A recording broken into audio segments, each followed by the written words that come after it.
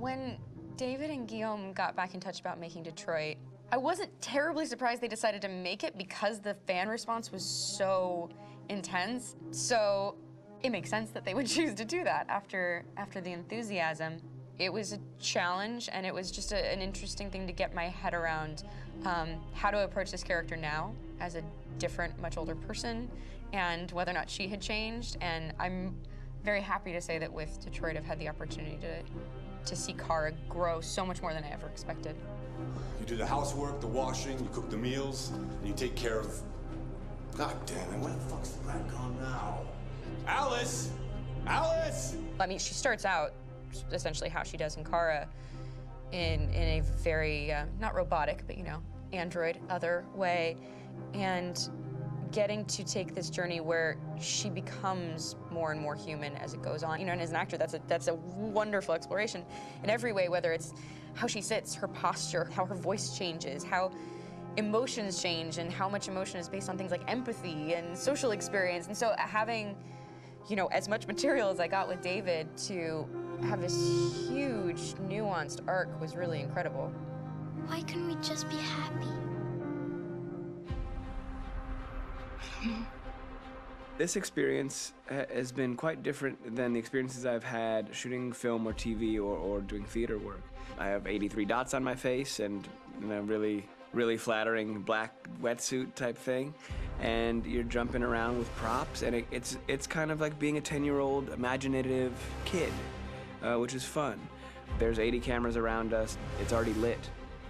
So we just shoot and shoot and shoot and shoot and shoot. There's no change of sets, there's no hair and makeup, there's no wardrobe, so we move really fast, and we'll go through about 35 pages in a day. Working in TV or film, we'll probably do 6 pages a day. It's kind of acting boot camp. It's like working out constantly. I mean, you're doing this thing, and then you got to do something that's completely other back to back to back. And so that kind of process of working is very challenging, but it's also very exciting because you just have to keep coming up with new ideas, and your head goes all over the place because you're trying to keep track of basically 4 different storylines for each different response. You shot that girl, for fuck's sake. It was a machine that looked like a girl. Yeah, I know what I should have done. I just told you I couldn't. All right, I'm sorry. The fact that David Cade, he's telling like many stories interwoven from beginning to end is super complicated and super impressive, and I have no idea how he keeps it all in his head. He's not just the writer or the director who's seeing this from the outside eye, he's also thinking about the player walking through this space. You know, only somebody who really, really loves not the work, but like these characters and these stories and cares about doing something meaningful would invest that much in it. And it's always inspiring to work with somebody who cares that much. My experience with motion capture is this one.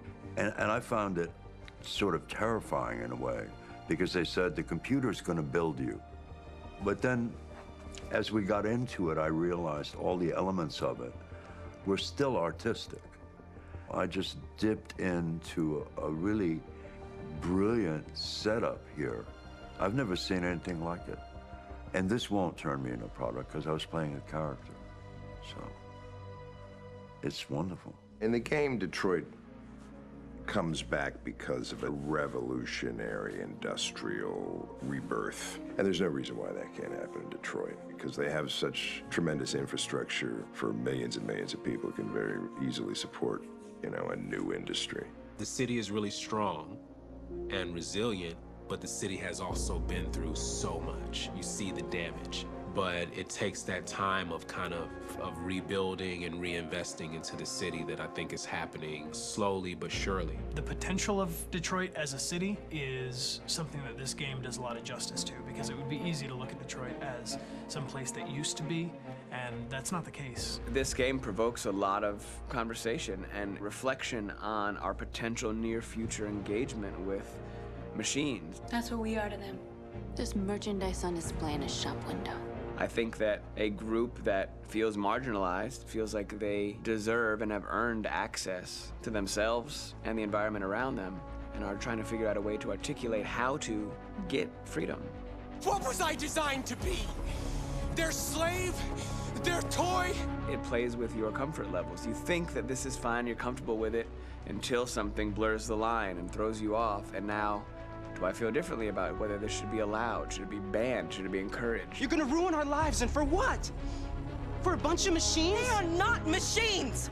They are alive! I'm alive! You're alive! They're nothing! There are lots of comparable comparisons to any type of persecution of religion, race, etc., dating way back. It can't just be a video game where you shoot 'em up or where people make these choices to do whatever. I think that's the whole point. You have the choice, and you can either choose to go in one direction with your character or another. And I think that's going to be very telling about the gamer. Very telling. I think there's going to be a really strong reaction to this game, which has such a strong perspective. I'm that much more proud of it now to get to be a part of it because it's important. In this game, you're actively building and designing the character through not just what kind of shield does he have or what color hair does she have, but like their temperament and the way they deal with problems. The different endings to this game are so radically different based off maybe seemingly insignificant choices in the moment, but like life, they all add up. And can't play life again, though.